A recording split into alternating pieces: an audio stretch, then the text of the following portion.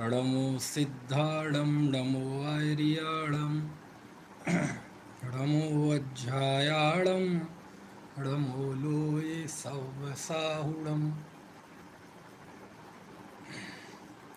मोक्षमार्गस्य नेतारं भेत्तारं कर्मभूभृतां ज्ञातारं विश्वतत्त्वानां वन्दे तद्गुणलब्धे।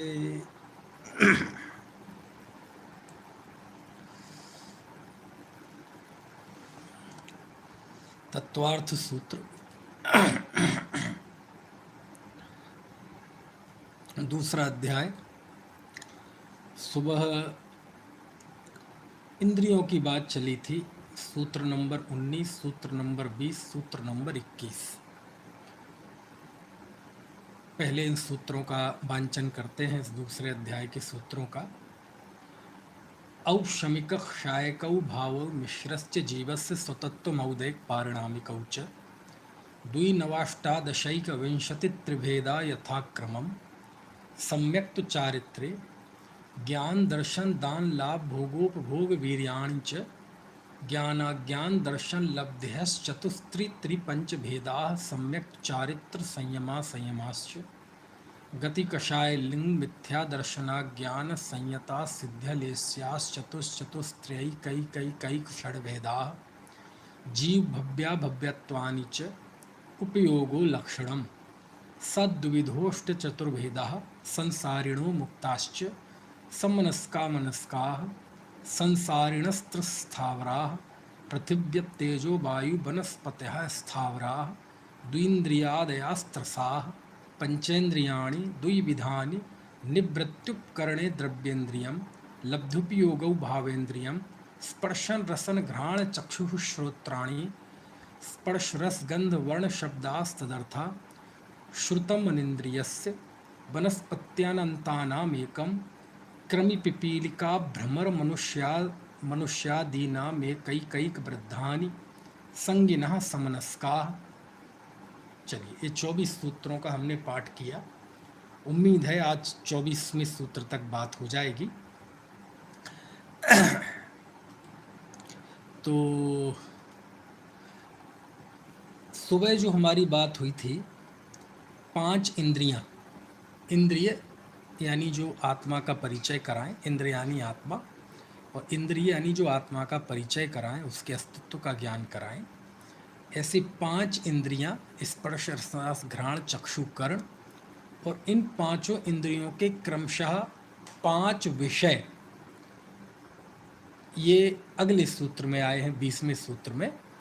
स्पर्श रस गंध वर्ण, ठीक है, और शब्द, ये उन 5 इंद्रियों के 5 प्रकार के विषय हैं। ठीक है, यहाँ तक हमारी बात हुई थी। अब अगला सूत्र है 21वां सूत्र, श्रुतमनिन्द्रियस्य, कि जो अनिन्द्रियस्य, अनिन्द्रियस्य मतलब अनिन्द्रिय का, श्रुतम जैसे 5 इंद्रियों के विषय स्पर्श रस गंध वर्ण शब्द है, ऐसे अनिन्द्रिय का विषय श्रुत है ना। ये सूत्र का अर्थ है श्रुतम अनिन्द्रियस्य, श्रुतम अनिन्द्रिय का विषय है।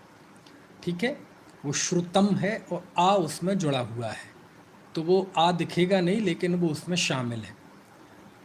ये अनिन्द्रिय क्या होती है? मन को कहते हैं अनिन्द्रिय। ठीक है, मन को इंद्रिय क्यों नहीं कहते?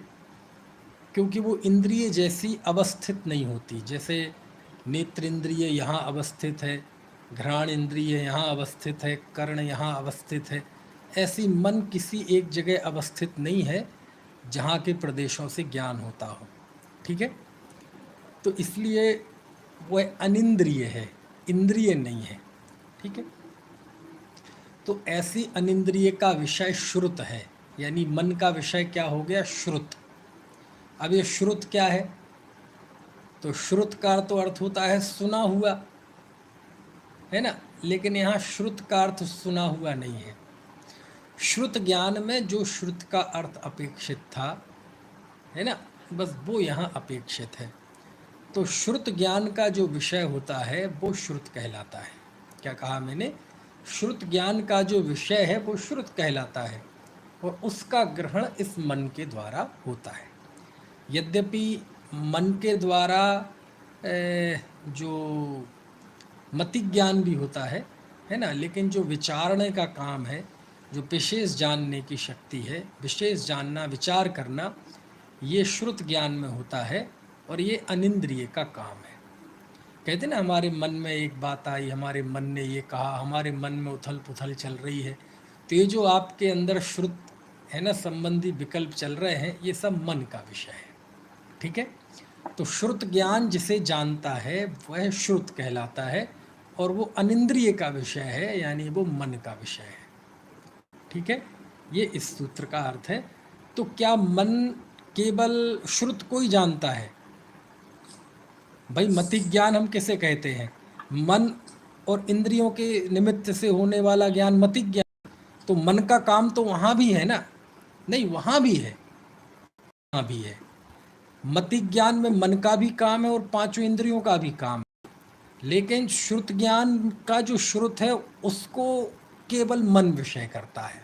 तो ये मन का स्पेशलाइजेशन, ये इसकी स्पेशलिटी हुई, विशेषता हुई कि वह श्रुत को विषय करता है। समझ में आया ना? विचार करता है वह, है ना, तुलना आदि। खैर, तो ये मन का विषय है और ये मन किसी प्रतिनियत इंद्रिय से नहीं होता, सर्वांग से होता है। ठीक है, इसलिए ये सूत्र लिखा श्रुतम निंद्रियस्य, श्रुत मनिंद्रियस्य, ऐसा बोलेंगे, श्रुत मनिंद्रियस्य। ठीक है, यहाँ श्रुत का अर्थ क्या है? श्रुत ज्ञान का जो विषय है, ठीक है, वो श्रुत है। ठीक है, ऐसे इस तरह से। चलिए, अब इसके बाद ये जो 5 इंद्रियां बताई गई, अथवा एक अनिंद्रिय जोड़ दो मन को, तो 6 बताए गए। अब इनके स्वामी कौन होते हैं वो आगे के सूत्रों में बताया है। तो सबसे पहले स्पर्शन इंद्रिय के स्वामी कौन होते हैं? एक इंद्रिय के स्वामी, पहली इंद्रिय का, वो इस 22वें सूत्र में बताए हैं। देखो जरा पढ़ते हैं। वनस्पत्यनंता नाम एकम, ये सूत्र है। इसका अर्थ है वनस्पत्यंतानाम, वनस्पति है जिसके अंत में, है ना, वनस्पति है जिसके अंत में, एकम, उनके एक इंद्रिय होती है। एकम, इसमें दोनों ही अर्थ हैं। एक मतलब एक इंद्रिय होती है और एक में भी पहली इंद्रिय होती है। कौन सी? स्पर्शन इंद्रिय। एकम शब्द में 2 अर्थ शामिल हैं। कौन कौन सी? पहला अर्थ तो ये है कि इन वनस्पति है अंत में जिसके, तो इसका अर्थ क्या हो गया? पृथ्वी कायक, जल कायक, अग्नि कायक, वायु कायक और वनस्पति कायक।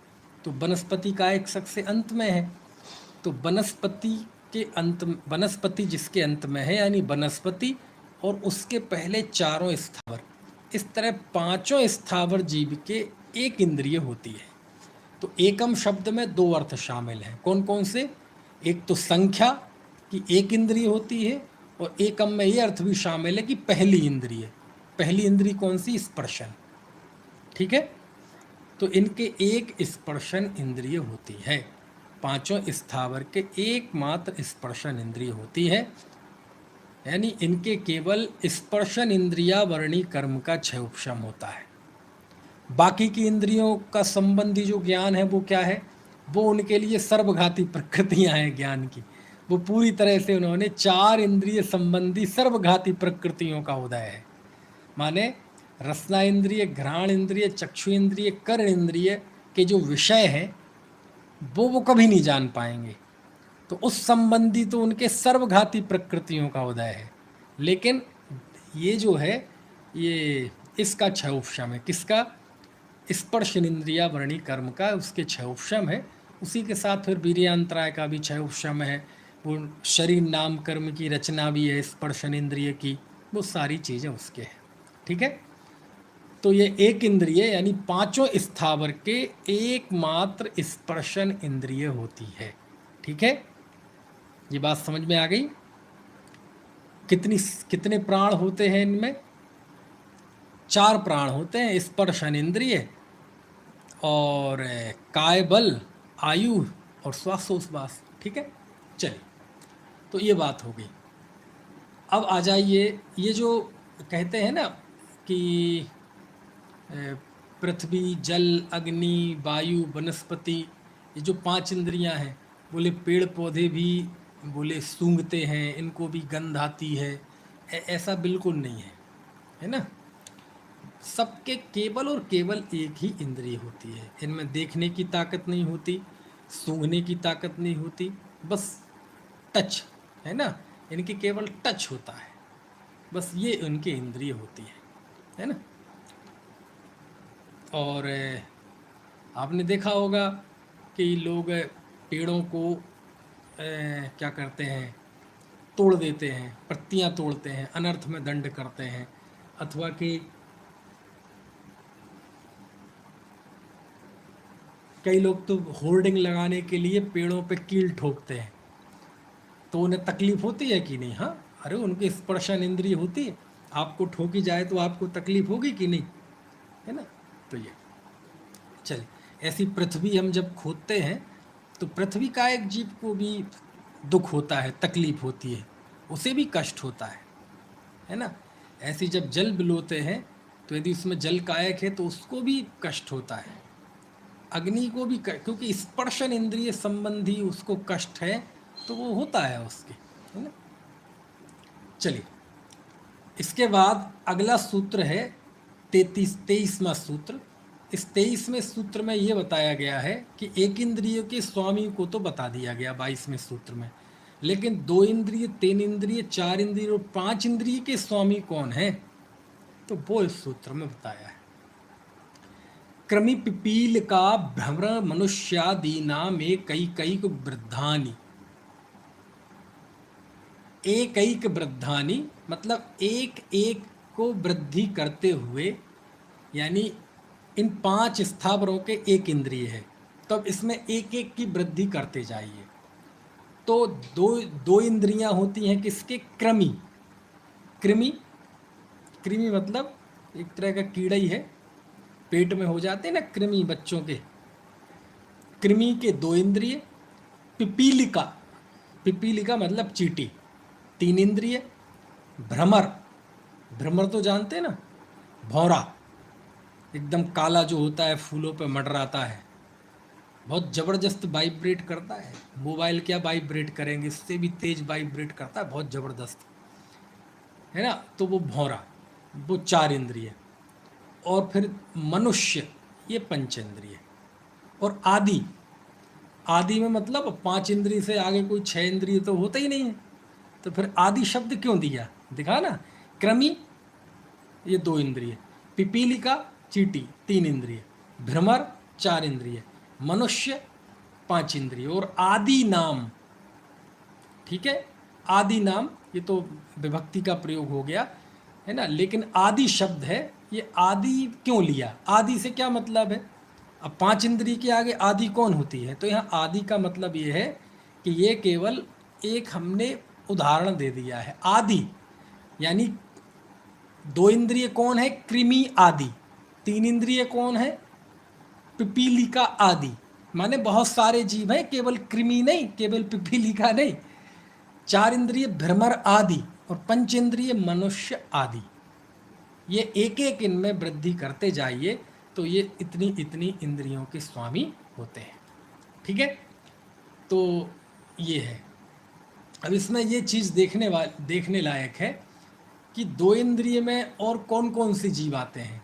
ये कृमि तो आ गए, लेकिन और कौन कौन से जीव होते हैं कि जो 2 इंद्रिय में आते हैं। तो अच्छा, आप बताओ 2 इंद्रिय में और कौन कौन से आ सकते हैं? आपने 6 ढाला या पाठमालाओं में पढ़ा होगा कि जो कृमि है, कीड़े, छोटे जीप पे चलते हैं। कहाँ? छोटे हैं लेकिन वो रैंक के चलते हैं। रैंक के चलते हैं, वो हाँ, 2 इंद्रिय हैं। हाँ, चलो, छोटे लेकिन छोटे, हाँ, अच्छा, मतलब बड़े नहीं, जैसे सांप है वो रैंक के चलता है, तो वो नहीं हाँ, आएगा इसमें। हाँ, हाँ, हाँ, ऐसा किसी ने मुझे पहचान बताई थी। अच्छा अच्छा, चलो। लेकिन और एक बताया था कि जो उड़ने वाले हैं छोटे, वो 4 इंद्रिय। हाँ हाँ, चलो अब हम बताते हैं। देखो दो इंद्रिय में क्या क्या आते हैं। जैसे लट, लट होती ना, जोंक, जोंक जानते हैं? जोंक नहीं जानते? वो काली वाली, हैं? काली रहती है, वो चिपक के चलती है हाँ जो। हाँ हाँ, वो गाय के स्तन में चिपक जाती है, भैंस के स्तन में हाँ चिपक हाँ जाती है। हाँ हाँ। वो गर्मी के दिनों में उमस से बचने के लिए गाय भैंसे दलदल में उतर जाती हैं, तालाब आदि वगैरह में, या दलदल में, या कहीं भी। तो उस दलदल में वो जोंक होती है, वो उनके स्तन पे चिपक जाती हैं, वो खून पीती हैं। तो वो जोंक, वो दो इंद्रिय होती हैं। ऐसी सीप, सीप भी दो इंद्रिय जीव है। सीप तो जानते कि नहीं आप? समुद्र में होती है, पानी में। उस सीप के अंदर से ही मोती निकलता है, समझे? ये जो हम मोती पहनते हैं ना बड़ी शान से, वो खास तौर से मोती सब लोग ये कनिष्ठिका उंगली में पहनते हैं, सबसे छोटी वाली उंगली में। समझ में आया ना? उनके अपने कुछ वो ज्योतिष वोतिष के गणित होते हैं सब। तो बोले ये कनिष्ठिका में मोती पहनने से दिमाग को शांति मिलती है, ऐसी लोगों की मान्यताएं हैं। और जो भी हैं, तो है ना, तो वो सीप के अंदर से निकलता है वो मोती। समुद्र से सीप आते हैं, उनको फाड़ते हैं और उसके अंदर से फिर ये मोती निकलते हैं। एक वीडियो देखा था हमने मोती निकलते हुए, तो तब से फिर मन किया कि ये मोती अब पहनूंगा नहीं। तो वो सीप होती है दो इंद्रिय जीव, उसको ऐसा फाड़ते हैं, उसमें वो मोती लगे रहते हैं, उसके अंदर वो उसमें धंसे रहते हैं उसके शरीर में, तो वो निकालते हैं और फिर उसको पहनते हैं, सीप है ना। तो वो सीप दो इंद्रिय जीव होता है। अब वो मोती भी जब तक सीप के अंदर था तब उसमें भी जीव था। अब वो मोती फिर बाहर निकल जाता है तो फिर वो जीव का शरीर बचता है केवल। ये प्राय प्राय सबके ही साथ ही होता है। ये जो हमारी धातुएं होती हैं, पीतल वगैरह, सोना, हीरा भी कोयले के रूप में जो जमीन के अंदर रहता है तो वो सचित्र रहता है ना। और फिर वो जमीन का हिस्सा जब नहीं रहता है तो फिर वो बाहर आ जाता है तो अचित हो जाता है। तो सीप भी दो इंद्रिय जीव आते हैं। इनकी केवल दो इंद्रिय होती है, स्पर्शम और रसना। ठीक है। ऐसी और भी लिखे हैं इसमें नाम, शंख, शंख भी दो इंद्रिय है। ठीक है। और जो अभी कह रहे थे सुनील कांत जी, जिनके पैर नहीं है, ऐसे पग रहित जो कृमि आदि होते हैं, कीड़े जिनके पैर नहीं हैं, ऐसे जो कीड़े होते हैं वो दो इंद्रिय जीव हैं। ठीक है। दो इंद्रिय जीव में और कौन कौन से आते हैं? कौड़ी, कौड़ी जानते हैं आप? कौड़ी जैसे सीप होती है ना, शंख होता है। छोटा शंख। हाँ शंख, शंख की तरह एक कौड़ी भी होती है। और पहले तो चलता था कौड़ियों के दाम, बोले ये तो कौड़ियों के दाम भी नहीं बिकेगा। तो बिल्कुल वो शंख जैसे, बोले शंख, और वो वैसी होती है, वैसी कठोर उसका ऊपर का कवर होता है ना, तो वो कौड़ी कहलाती है। तो वो डेकोरेशन के काम में आती है, वैसे तो कोई काम की है नहीं, लेकिन सजाने जाने के लिए पहले काम में लेते थे लोग अपने। उसकी बंधनवार बना दी, दरवाजे पे लगा दी, वो कौड़ी कहलाती थी। समझ गए आप? कोड़ी। चलो, कोड़ी मतलब वो कुष्ठ रोग वाले नहीं, ये एक तरह का जीव है कोड़ी। ठीक है। इसके बाद अब ये कई नाम दिए हैं इसमें। अक्ष, अब मैं नहीं जानता ये अक्ष कौन होता है। अरिष्टक, मातृकवाह, शंबूक, गंडोला, कुक्षी कृमि। कुक्षी मतलब पेट के कीड़े। ये जो पेट के कीड़े मारने की दवाई देते हैं ना बच्चों को या बड़ों को भी, तो जो पेट में जो कृमि होते हैं ना वो सब दो इंद्रिय जीव होते हैं। और दो इंद्रिय यानी त्रस। दो इंद्रिय कहने से आपको कोई मजा, मतलब मन में कोई दया का भाव नहीं आएगा। वो त्रस होते हैं। कौन से? जो पेट के कीड़े मारने के लिए दवाई लेते हैं ना, तो वो सब त्रस घातक होते हैं वो जीव, है ना। तो अपन बड़े शौक से, बोले पेट में कीड़े हैं, बोले किसी को भी कहते ऐसा करो ये वाली दवाई ले लो, होम्योपैथी की ये दवाई ले लो, एलोपैथी की एक वो खा लो, वो खा लो, बढ़िया हो जाएगा पेट, कोई दिक्कत नहीं, सारे कीड़े बाहर आ जाएंगे। तो वो सब हिंसा उपदेश है, पेट के कीड़े मारने की दवाई, है ना। अब वो जीवन रक्षक के लिए लोग खाते हैं, लेकिन किसी दूसरे को उपदेश देना वो हिंसा उपदेश है ना।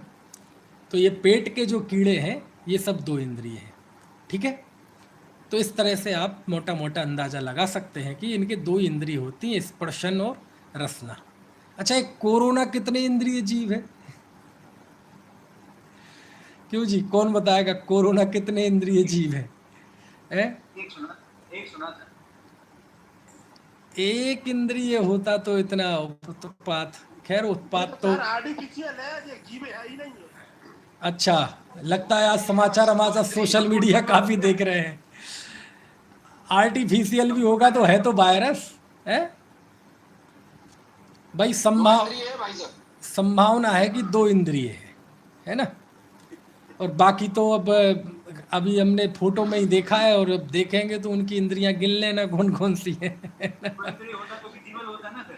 है 2 इंद्रिय होता तो फिर विजिबल होना चाहिए। नहीं, ऐसा नहीं है। ऐसा वो विजुअल तो है ही ना, हमें सीधी आंखों से नहीं दिखाई दे रहा है, लेकिन वैज्ञानिक तो देख ही रहे ना लैब में, यंत्र वगैरह की सहायता से। तभी तो वो चित्र हमारे दिमाग में है गेंद जैसा और उसी के आकार के वो मास्क बनने लगे और वो पूरी कॉस्ट्यूम बनने लगी, है ना। वो अब सबको कोरोना के नाम पे हर आदमी के मन में वो चित्र जरूर बन गया। कौन सा? वो गेंद सी और उसके ऊपर वो कांटे से लगे हुए लाल कलर के। सामान्य रूप से 2 इंद्रिय जीव तो खाली आंखों से दिखते हैं। सामान्य तौर पे दिखते हैं, लेकिन जरूरी नहीं है सब दिखे, है ना। अरे बहुत होता है सूक्ष्म, हमारी आँख तो बहुत मोटा मोटा जानती है। हमारी आँखें तो अनंत परमाणुओं का स्कंद जानती है, और वो भी बड़े स्कंद, छोटे नहीं, बड़े स्कंदों को जानती है। केवल छोटे मोटे स्कंद तो हमारी आँखों जान ही नहीं पाते। चलिए, इसके बाद 3 इंद्रिय। तो 3 इंद्रिय में सूत्र में परमाणु भी तो आंख का विषय नहीं बन सकता। नहीं बन सकता, नहीं बन सकता। अवधि ज्ञान का विषय, मन परे ज्ञान का विषय बन जाता है। अवधि ज्ञान, मन परे ज्ञान का तो एक कारमाण वर्गणाएं सब विषय बन जाती है। चलिए, 3 इंद्रिय। 3 इंद्रिय में सूत्र में कौन सा लिया गया? पीलिका, चींटी। अब और कौन कौन से? तो चींटी है, खटमल है।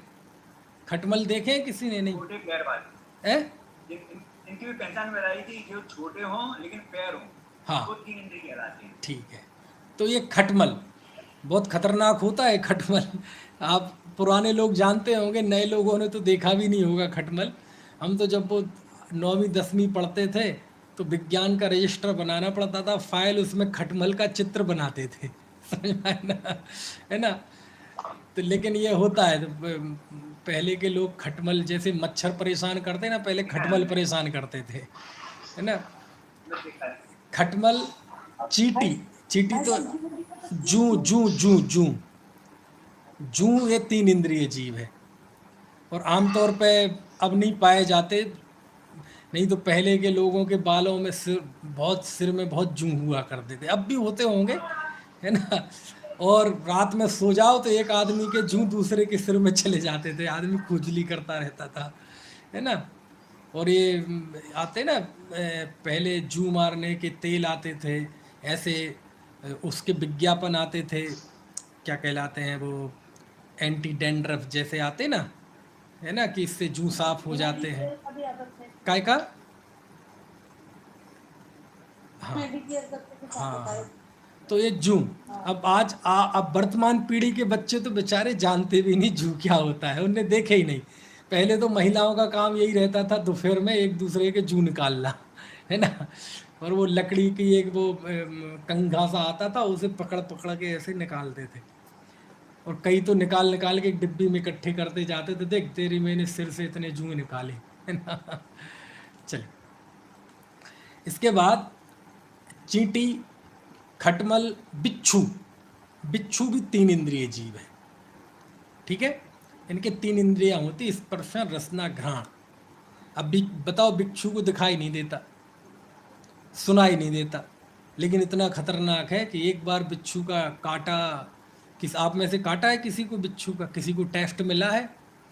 नहीं मिला है? अरे कोई नहीं है सौभाग्यशाली काटा है सर मेरे को। अरे वाह, तब तो आपको टेस्ट का पता होगा। सबसे ज़्यादा दुख, सबसे ज़्यादा तकलीफ होती है बिच्छू के काटने में, सांप से भी ज़्यादा। चूंकि सांप के काटने से मरने का डर रहता है इसलिए उसका ज़्यादा प्रसिद्ध है, लेकिन दर्द में सबसे आगे बिच्छू है। समझ में आए ना? ऐसे ऐसे तक बिच्छू होते हैं कि काटते ही आदमी ठंडा पड़ जाता है एकदम। हमारे यहाँ तो उसका नाम ही है जूड़ा बिच्छू। महेंद्र जी सुना है जूड़ा बिच्छू? चलिए। हाँ जी सुना है सुना है। बहुत खतर गाँव में तो बच्चे बिच्छुओं से खेलते हैं, शहर के बच्चे को तो देखा नहीं किसी ने बिच्छू। और बिच्छू का यदि चरित्र चित्रण किया जाए तो और बता दिया जाए बिच्छू है घर में तो घर से बाहर हो जाएंगे। गांव के बच्चे तो बिच्छुओं से खेलते हैं, ऐसे धागे में उनके डंक ऐसे पकड़ पकड़ के बांध लेते हैं। चलो, तो ये हो गए 3 इंद्रिय जीव, है ना। दीमक भी 3 इंद्रिय है। जो घरों में दीमक लग जाती है लकड़ियों में, वहाँ मध्य प्रदेश में तो कमी है, हम जहाँ रहते हैं यहाँ मेरठ तरफ यहाँ दीमक बहुत होती है। और अनेक लोग उस दीमक को मारने के लिए दीमक रोधी तेल, दीमक रोधी दवाइयाँ करते हैं। और कई बार तो वो जहाँ जहाँ दीमक लग गई वो पूरी अलमारी निकाल देते और उसको आग लगा देते हैं। तो ये सब बड़े हिंसक काम हैं। तो दीमक, खटमल, चींटी, जू, कुंभी, है ना, है सुरसली जो होती है उसमें चावलों में पड़ जाती है या गेहूं में लग जाती है सुरसली। अच्छा, वो सुरसुली मतलब क्या कहें उसे, चावल आवल में कीड़े जो होते हैं वो ही कह रहे हैं अलग होती है। सुरसुली। तिरुला बोलते हैं कुछ। अच्छा, त्रिउला, त्रिउला, त्रिउला ऐसा बोलो ना, त्रिउला। त्रिउला तो वो मत 3 इंद्रिय होना चाहिए, है ना। और आप लोग बताओ यदि उसको स्पेशल किसी ने सुना हो तो, है ना। मेरी समझ से 3 इंद्रिय है त्रिउला, है ना। चलिए, इसके बाद 3 इंद्रिय में और चींटी वगैरह तो हैं, पिपी, खटमल, इंद्रगोप, कन खजूरा जो कान में घुस जाता है ना। और भी कई ऐसे नाम दिए हैं इनके हम। इंद्रगोप, इंद्रगोप जानते नहीं?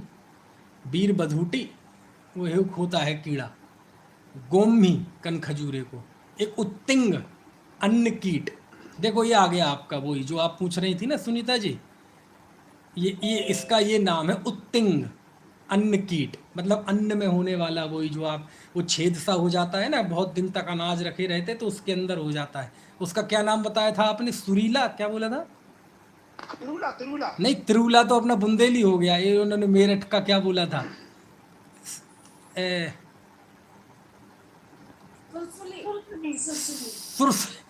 सुरसुली। तो ये 3 इंद्रिय है ना। ये सुनिश्चित हो गया कि ये 3 इंद्रिय जीव है ना। इसलिए बहुत सोच के देख संभल के ये सारी चीज़ें। ज़्यादा अनाज भंडारण करने से भी इसका खतरा होता है। नया अनाज लो, ताज़ा अनाज लो और जल्दी उसे समाप्त करो। ज़्यादा भंडारण करोगे तो ये अब फिर नहीं तो दूसरे उपक्रम करने पड़ते हैं, फिर उसमें लोग दवाई रखते हैं, है ना, उसको लंबे समय तक रखने के लिए। कहते है गेहूं का घुन। हाँ, घुन भी कहते हैं, घुन भी कहते हैं, सही है, घुन भी कहते हैं उसे। और घुन शब्द ज़्यादा प्रचलित है। त्रिउला बुंदेली शब्द है, सुरसुली मेरठ का है और आसपास का, और घुन शब्द ज़्यादा सही है। बहुत बढ़िया। भाई साहब घुन अलग होता है, घुन अलग होता है, सुरसुली अलग होती है। अच्छा, सुरसुली तो ना बारीक बारीक सी भी होती है, थोड़ी मोटी सी भी होती है। हाँ। और घुन तो दालों में भी जैसे साबुत अनाज होते हैं, हाँ, चने होते हैं, हाँ। उनमें भी उनको अंदर बीज जाता है। होता वो भी 3 इंद्रिय ही है। और सुरसुली अलग होती है। हाँ, होता वो भी 3 इंद्रिय ही है। हाँ, वो ठीक, घुनती है। ठीक है। कुल मिला के सुनिश्चित हो गया है ना कि ये 3 इंद्रिय जीव है। चलिए, अब आते हैं 4 इंद्रिय जीव। तो 4 इंद्रिय कौन कौन से होते हैं? मक्खी, छोटे उड़ने वाले, भौरा तो बताया ही है, सूत्र में बताया। और आदि में क्या क्या लेना? मक्खी, मच्छर, ठीक है। अब देखो इनके कान नहीं होते, मतलब हाँ, हमारे कान जरूर ये भन बना जाते हैं कानों में, लेकिन ये खुद के कान नहीं होते इनके, है ना। इनका ये पूरे पर प्रकाशक हैं, मतलब दूसरे के कान में भन बना देते हैं, खुद नहीं, इनको कान में पता नहीं चलता। तो मक्खी, मच्छर, पतंगा। पतंगा समझ गए आप? बिजली के ऊपर, बल्ब के ऊपर या दीपक के ऊपर जो कीड़े मकोड़े मंडराते हैं, पतंगा शब्द सुने, दीपक, दीपक के ऊपर उड़ने वाला वो पतंगा। आदि जीवों के स्पर्शन ये 4 इंद्रियां होती हैं। इसके अलावा डांस, भाई साहब ततैया ततैया मधुमक्खी ये भी आएंगे इसमें? हाँ, सांप के मधुमक्खी, कान नहीं मक्खी, ये सब 4 इंद्रिय हैं। ततैया 4 इंद्रिय। हाँ भाई साहब। होते- सांप के कान नहीं होते लेकिन पंचेंद्रिय है। हाँ हाँ, वो ये मनुष्य के भी आंखें नहीं है, अंधा है लेकिन पंचेंद्रिय है। उसके कर्ण इंद्रिय होती है सांप के, बस वो हमारी तरह नहीं होती। चलिए, बीन वगैरह तो सुनते हैं कान, बीन नहीं बजाते, पू संगीत सुनते हैं, है ना।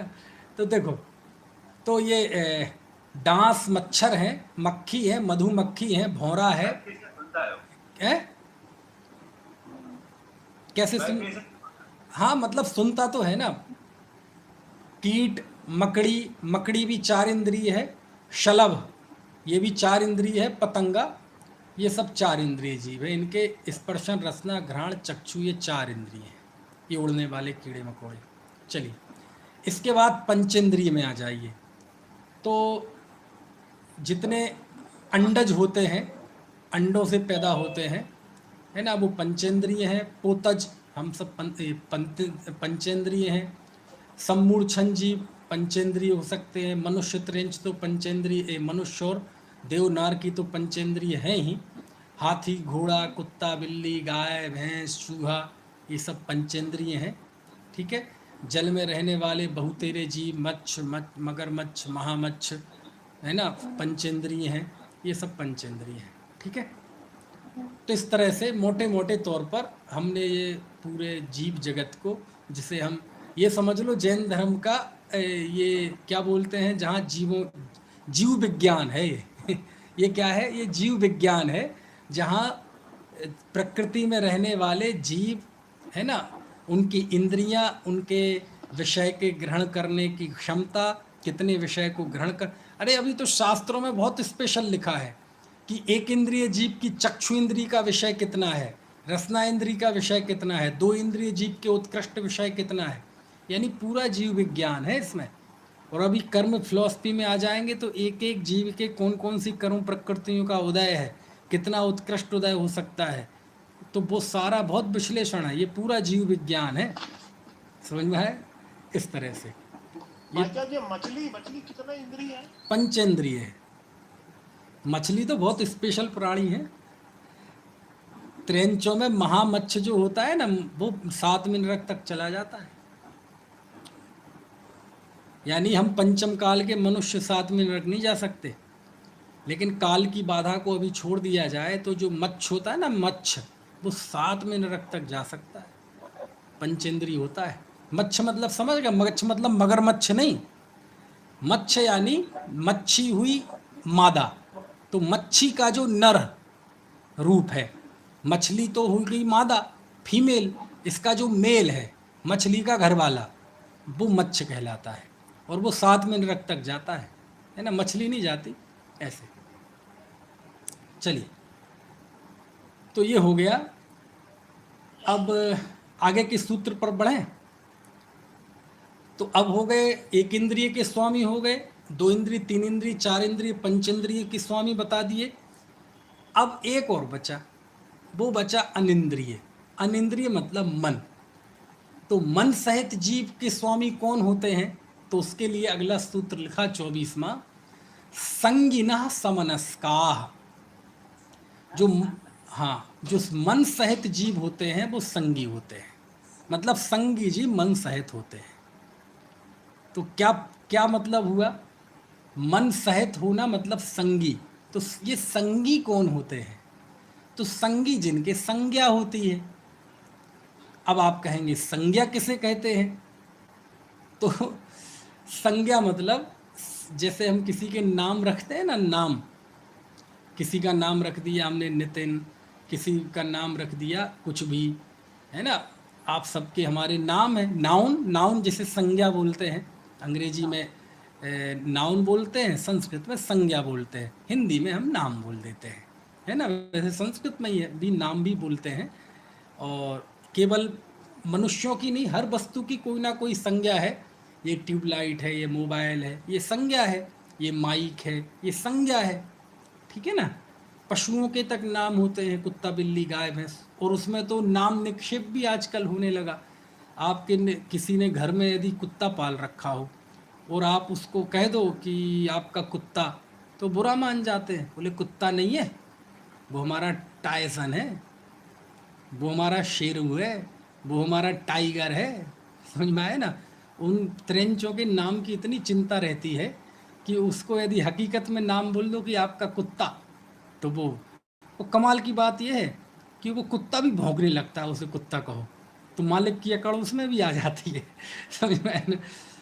तो संगी वो कहलाता है जो संज्ञा का ज्ञान कर सके, जो नामों से वस्तु को पहचान सके, नाम के द्वारा वस्तुओं को जानने का और उसको पहचानने का जो ज्ञान होता है जिसके, वो संगी कहलाता है।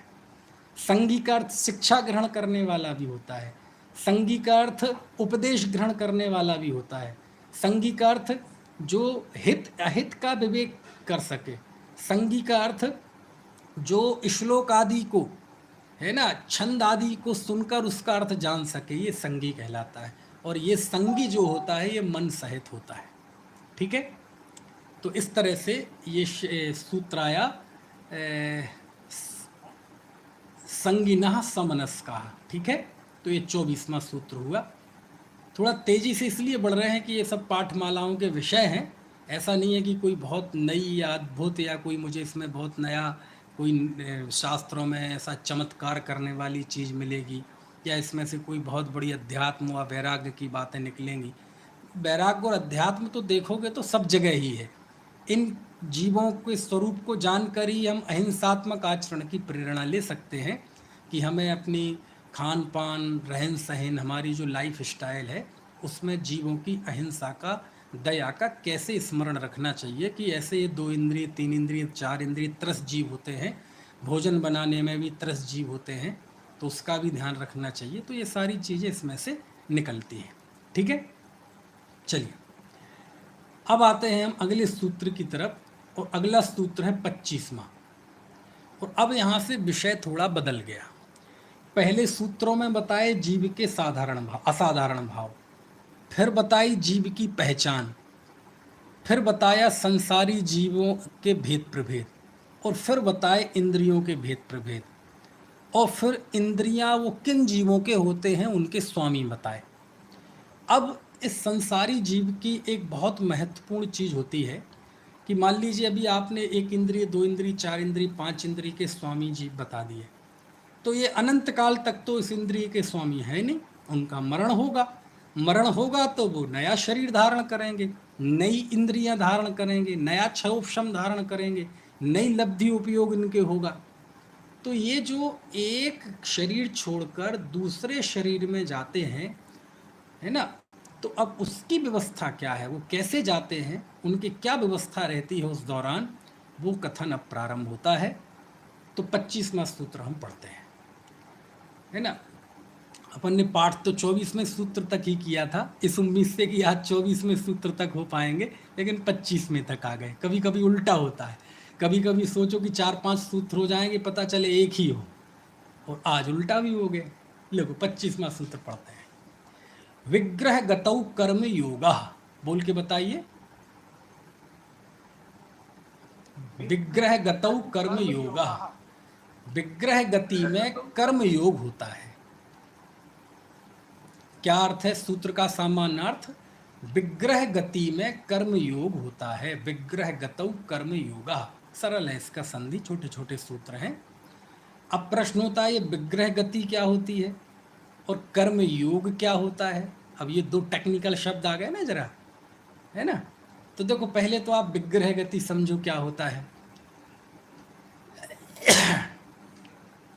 ये बिमला जी लिख रही हैं, कोरोना अपने आप में जीव नहीं है, वो व्यक्ति के संपर्क में आने से जीव बन जाता है। चलो बन जाता है, लेकिन वो तो कोरो नहीं कहलाएगा, और ना भी हो। अब जब तक इन चीज़ों में कोई सर्वज्ञ के ज्ञान तो है नहीं किसी को, भगवान तो है नहीं, समूषण में जाके तो पूछ नहीं सकते कि जो कोरोना ये मैन मेड है या कुदरती है और ये पुद्गल पिंड है या चित पिंड है, पता नहीं क्या है ना। लेकिन जो भी है, वायरस तो जीव में ही समझते हैं हम।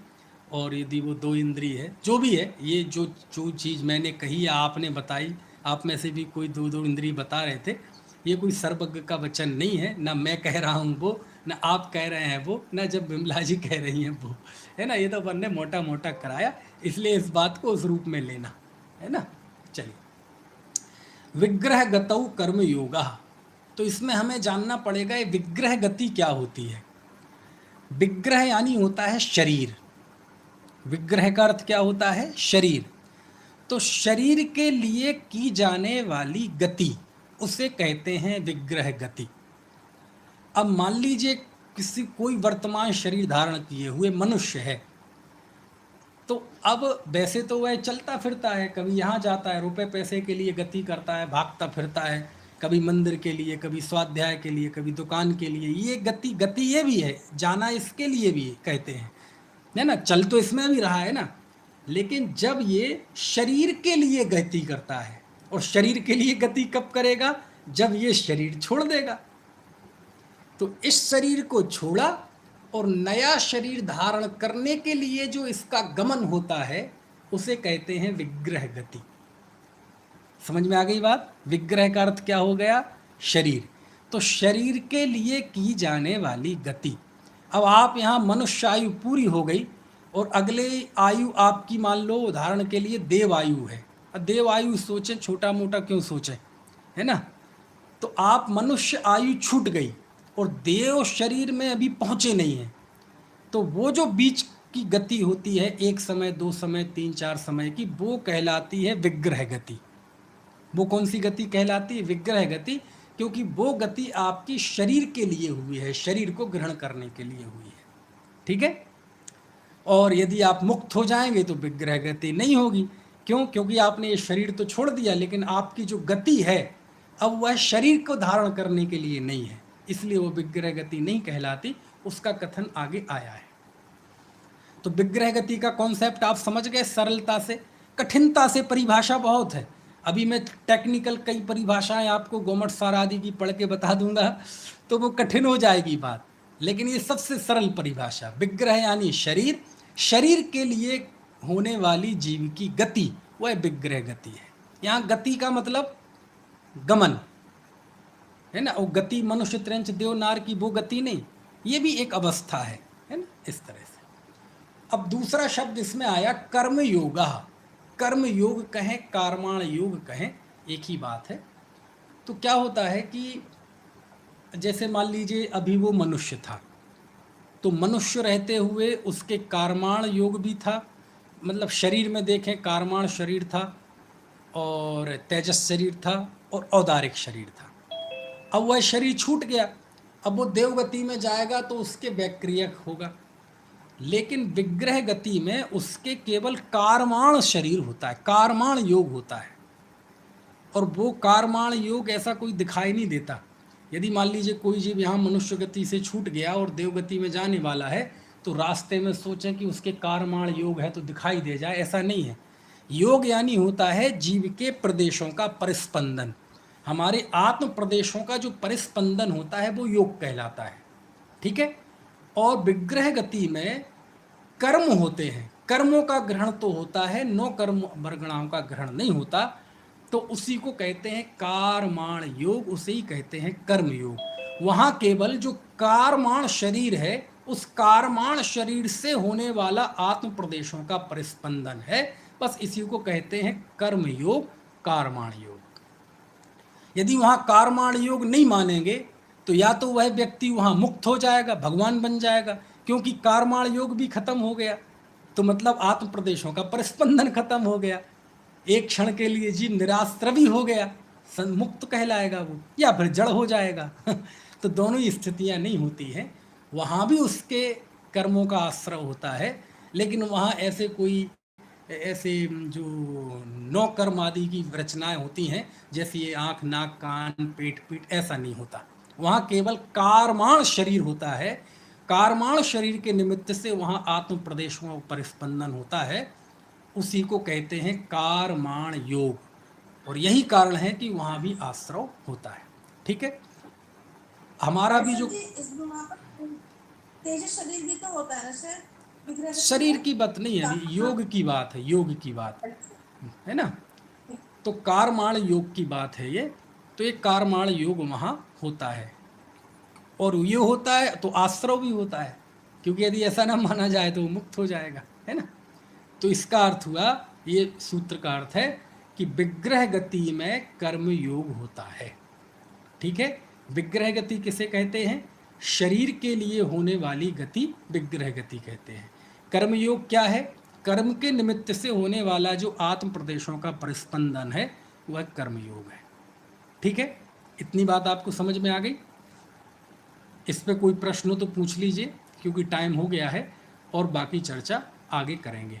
क्योंकि अभी कुछ चर्चाएं जो हैं, अभी ये कारमाण योग की है और आगे भी चर्चाएं हैं, ये चर्चाएं थोड़ी सूचनात्मक ज़्यादा है। ठीक है ना, बाकी और बढ़िया बढ़िया बातें तो आएंगी। अभी तो ये जीव संसार में कहाँ कहाँ कैसे कैसे होता है, उसका क्या साइंस है, वो पूरा जीव विज्ञान है ये। यानी लोक में हम जिसे जूलॉजी कहते, क्या कहते, ऐसे ही समझ लो, ये अभी जीव विज्ञान चल रहा है हमारे इस दूसरे अध्याय में, इन सूत्रों में। ठीक है, चलिए कोई प्रश्न? अभी हाँ लास्ट हाँ, में आपने परिभाषा बताई है कर्माण योग की। कर्म के निमित्त से होने वाला आत्म के बाद क्या शब्द? आत्म प्रदेशों में परिस्पंदन, अच्छा, मतलब कर्म के निमित्त से हमारे आत्म जो प्रदेश है उसमें हलन चलन होती है, परिस्पंदन, उसको ही कहते हैं योग। दरअसल ये योग आत्मा का गुण है। हम कह देते मन योग, वचन योग, काय योग, लेकिन ये आत्मा का गुण है योग। समझ में है ना, योग आत्मा का गुण है। आत्म प्रदेशों में परिस्पंदन का नाम योग है। और चूंकि यह परिस्पंदन मन वचन काय की प्रवृत्ति का अविनाभावी है, इसके साथ इसका अन्वय व्यतिरेक है, इसलिए मन योग, वचन योग, काय योग ऐसा कहते हैं। और उसी के नाश होने की वजह से सिद्ध भगवान को अयोगी कहते हैं, क्योंकि परिस्पंदन का अभाव हो गया है ना। तो अभाव होते हुए भी ये योग आत्मा का गुण है ना, भली स्वाभाविक ना हो, लेकिन परिस्पंदन ये आत्मा, इसका उपादान कौन है? परिस्पंदन का आत्मा है ना। चलो, लेकिन अभी हम जब छठवां अध्याय आएगा ना, अरे तब तो बहुत जबरदस्त बात करेंगे इस आश्रव तत्व की। अभी जो तीरगरान मंदिर में चल रहा था छठवां अध्याय, कितना आनंद आया उसको पढ़ने में। ये हमारी बैठी है ना मेरठ की बहनें, ये बताएंगी कितना मज़ेदार है छठवां अध्याय, सातवां अध्याय, जहाँ जीव कैसे कर्मों का आश्रव करता है, क्या कार्य करता है कि उसे कैसे कर्म होते हैं। तो बहुत मार्मिक चर्चा है वो, है ना। चलिए, और किसी को कोई प्रश्न हो? नितिन कुछ पूछ रहे हैं क्या?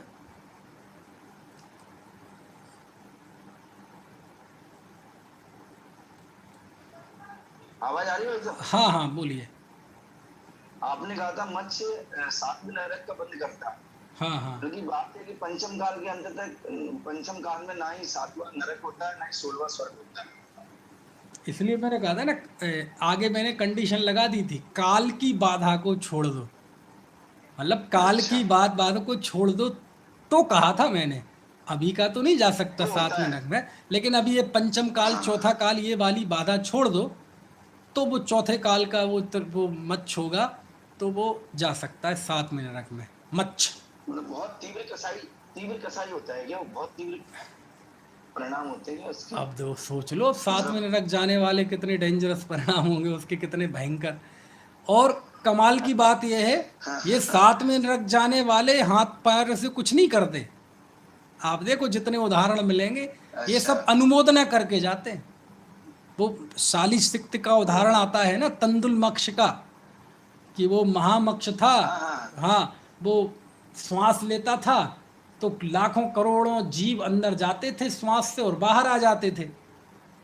तो वो एक उसके बहुत छोटा सा मक्ष कान में था, उस महामक्ष के। तो वो सोचता है यार ये मोटूमल तो भोंदू है,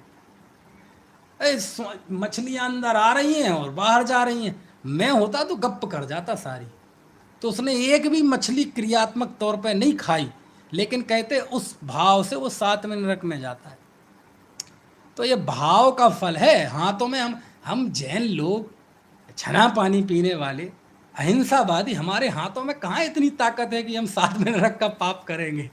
बड़े बड़े पाप तो हम प्रशंसा करके, अनुमोदना करके, भाव करके, है ना, समर्थन करके ऐसे ही करते हैं, है ना। इसलिए किसी चीज का समर्थन, अनुमोदना बहुत सोच समझ के करनी चाहिए। अनुमोदना का फल, एक जगह बम फूटा, बम ब्लास्ट हुआ, तो हमारे हाथों में ताकत तो है नहीं जैनी के कि बम ब्लास्ट कर दे, लेकिन हुआ तो टीवी पे चल रहा था बम ब्लास्ट, अरे लोग मरे पड़े थे, काला काला सब जगह खून खराबा, पुलिस की गाड़ियां आ रही हैं, तो एकदम जिज्ञासा, अरे क्या हो गया क्या हो गया, टेंशन में आ गए।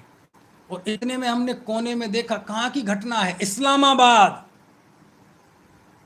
रावलपिंडी, लाहौर। तो हम खुश हो जाते, बढ़िया हुआ, इनके साथ ऐसे ही होना चाहिए।